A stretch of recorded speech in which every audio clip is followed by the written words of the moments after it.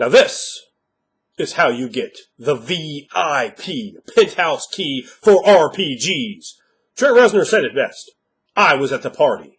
I was down in it. And if you want to get down in it with your monkey-ass players, let me establish into your mind the way and manner to do that, to wow them, to smack the taste out of their mouth, just because you always should, just the way you desire to. Now, what am I talking about? I'm talking about the party scene, a scene that gives fits and nightmares to game masters, both young and small, both opulent and bitch-ass. Now, the reason it would give even an opulent game master nightmares, night terrors, is because this is by far the most difficult kind of scene to run. How difficult can a party be? Here's the problem with parties. They are full of people. They are full of people that you, the player characters, do not know. Which means, first of all, there is a manner of description.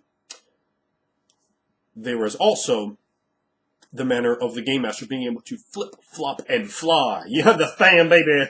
You know what I'm saying? Through that pay window in the sky, you understand? Between one character to the next. So, when you're in a group, say I have my couch over here, and then we put the table here, and then I don't really fucking use a table, but if I usually have like 6 players, and we have the couch there, then if overflow theme, maybe, even when it's not standing room only, we're gonna have some more chairs around right about and then over there's a couch. So people show up for sit on the couch, and the moon likes to sit. The moon is a halfling, and the moon likes to sit on one of my kids' chairs. He fucking loves it. He gives my kid's table too. He's happy as fuck. Like you think he's like clowning. He's like, "Nah, son, this is my shit." I'm like, "All right, hit it on then, moon." So what I'm talking about here with the party.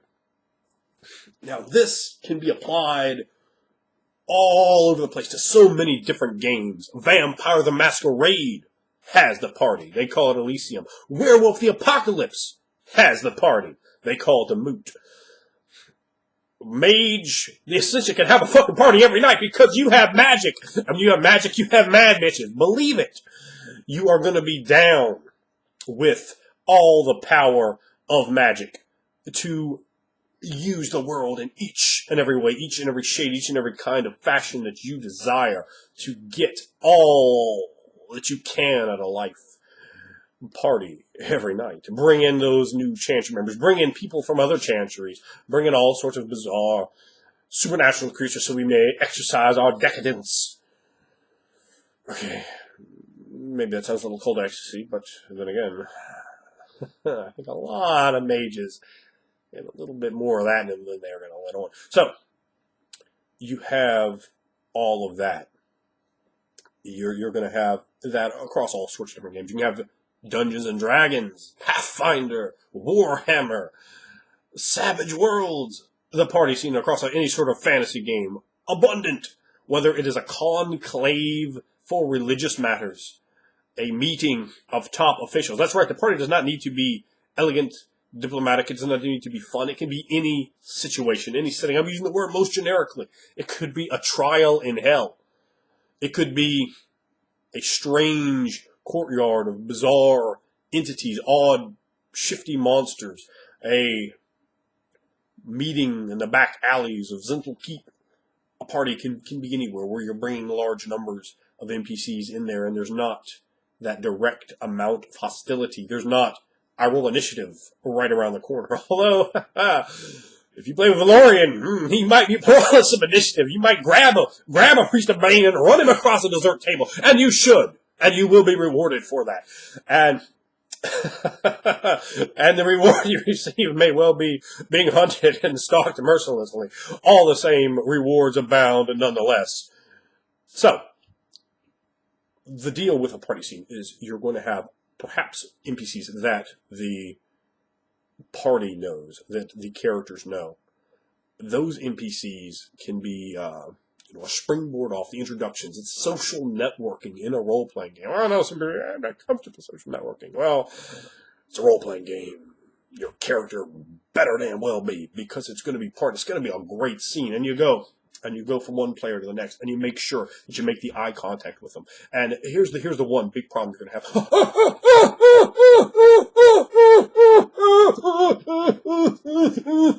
You know, they're going to be flipping out like a bunch of furiously masturbating half-wits. I will tell you that right now, right away, unapologetically. They don't give a damn. Each one of them sees this vista of imagination populating the creative space, and they want to interject their will upon it.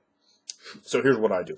I will have pictures for all my NPCs, trying to do detailed character descriptions. Even cursory character descriptions of 40 characters is pointless. It's fucking pointless. They will not remember. Oh, what that guy look like? And the third time you've described it to them, you just want to smack them right in their mouth. And you should. I always say the Game Master should smack the players in the mouth when he or she desires. I mean, I am equal opportunity there in terms of inflicting violence on people. Always remember, what would Lovatar do? You remember that, and you're going to be all right. So, after you get done smacking the bejesus out of one of your overly amped up players, whichever one is able to pull themselves up first, get to him and address them. Look at them and not at the other players. Bring them in, interact with them, allow them to have that scene. So I'm going to have it all set up right. I got 40 NPCs here. I'm going to bring all the players behind me, or if I'm not too lazy, hook up the computer with the cables to the TV, and I'm going to flip it around so they can see all 40 NPCs. We'll go through all of them, and I say, just slow me down when you want me to stop. And they've taken it in. This is like looking around at the party. It's going to take a minute. Stop them. Let them observe. Try to keep them in character. Try to keep them in the game. They're probably going to do that for themselves. They're not going to be wanting to chat with each other. They're not going to be wanting to be balling with other things. They want to be in there. They are desperately waiting to meet that strange-looking creature over there, or that guy that might be a wizard, or that guy who's clearly a priest of Kellenvor and should be treated accordingly, or that insanely hot chick. Whatever their character's desire is for discourse or other kinds of courses over the next period of time.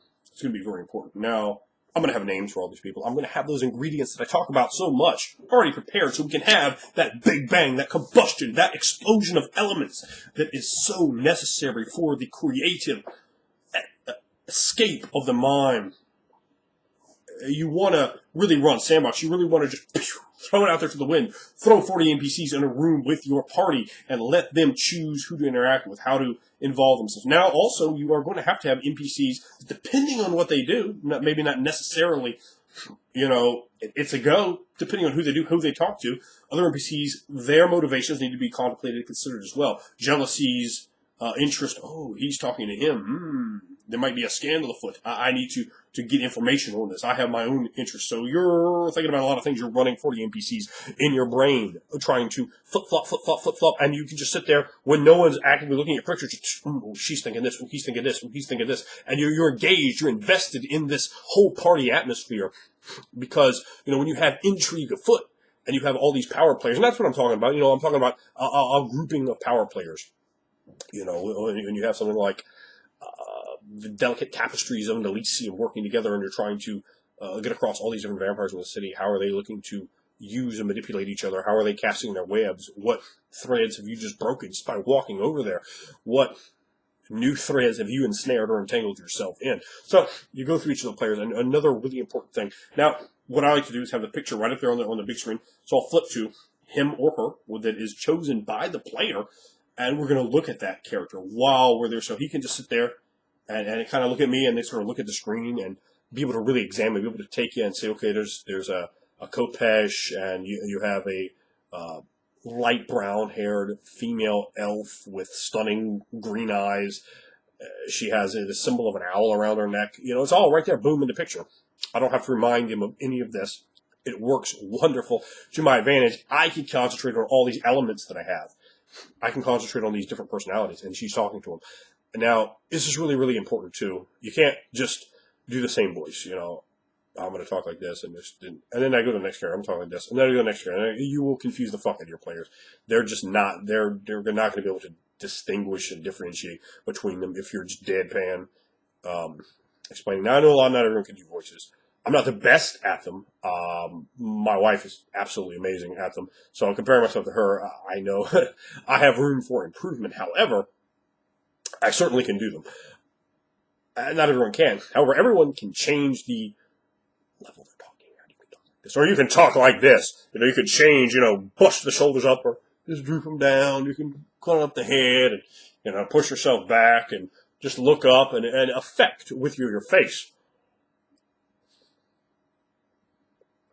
Whatever you want to do, bring it in there, Maybe the orc, it talks like this, what are you thinking there? Is you want to get away with this? On me? No. I think not, woman. You will pay the price. I'm most guaranteed. And then you can flip it to some better rose, baby. You know what I'm saying? You can just bring it, just let it flow through your soul, some blue eye soul, you will. Have gripped a nation. And you can talking, it's just like this, you fucking jabroni. Is that fucking heck you? You're nothing to me. I need the to the Z. And you can talk like this, dude. You can just go right into a voice like this and start riffing about the 24-inch pythons, about Venice Beach, about my dirty, horrible wife, about a bunch of ingrate children that I have, brother. Dude, that's what we're doing right down there in TNA. We're 1,000 times better than this, dude. Yeah, and you can talk, and then you can talk like this. And you can just flip it all these different voices. And it's boom, boom, boom, boom, boom. And the reason I just hit a bunch of different voices is to say the punctuality of the silliness I just engaged in is to captivate them. You're bam, bam, bam, bam, bam. And I'm going to hit it in all these different voices. I mean, sometimes I will lose my voice. I will go a bit hoarse after the game's over, but my voice muscles are pretty strong from doing that for a long time, running, flipping in and out of voices for a long period of time. Of course, some characters are going to talk neutral. They're going to talk kind of like you. But when you're offsetting that with other voices, it helps a lot. And again, if you can't do voices, try different pitches, try different body language, and you bring those into the character as best you can, depending. In fact, I'm getting a little bit of it now. I've just gotten over a cold, and what I do, about 7, 8 voices now, flipping through them. So it's a very important thing to remember, to realize that making the characters different, you got the picture there, you bring the difference in, they're going to be able to interact with them, and you're going to have a tremendous amount of plots spin out of that. You're going to have the different motivations and thoughts of the different NPCs. Why are they there? What are their motivations? What are their objectives for, this party scene? And when you can make each one of them a real NPC, not a cardboard cutout. And I will tell you over and over and over again, when all you do is if you throw 40 NPCs in a room you have not prepped, you will not do well with that. You will not do well with that. That's too much. It's just not going to go well. And I've seen even way smaller numbers than that. You're going to get players completely lost. You're going to get lost yourself. And another key, slow it the fuck down. Take it at your pace. Do not let them dictate the pace. Work with one, work with another, push them off, get them to where they can roleplay with each other, then keep dealing with the MP or the PC that you have in lead, you're role playing with. It might be 2 or 3, maybe all of them talking to one person, and that's fine, but don't let them ragdoll you as a game master. You have to assert your authority. I make them respect your authority. That is paramount at all times, and especially in a scene like this where it can just roll into horrendous chaos, the kind of shit that will break your game and make you just burn all your books in your fireplace. You don't want that. And I definitely don't suggest numbers high as 40. Start like 5 NPCs. And remember, NPCs don't just talk to the player. They will talk to each other. In fact, the majority of the talk might be to each other. Let the players' asses sit there and watch you roleplay 4 NPCs talking to each other. This is something a lot of game masters do not do. Do not do anywhere near enough. It is a very interesting skill when you're sitting there talking to each other. And as long as you're putting some interesting stuff together, that might fascinate the players. I'll sit there, when I roleplay with a quality game master and they're running the characters, I'll sit there for an hour. Sit there for 2 hours and just not even say anything. I'll just listen. Because I'm still playing in my head. I'm still engaged.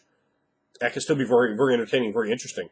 Now, I'm not suggesting you do it all the time. I'm not suggesting you put the players off to the side. But at times, that might be what you need to do in a party scene to really convey the fact that this is a living, breathing deal. It's not just NPC lineup standing there. And they should have their reactions. And one NPC might be like, oh, I'm telling you. And just blow them off. Another might approach them, and they might approach them based on the PCs doing different things.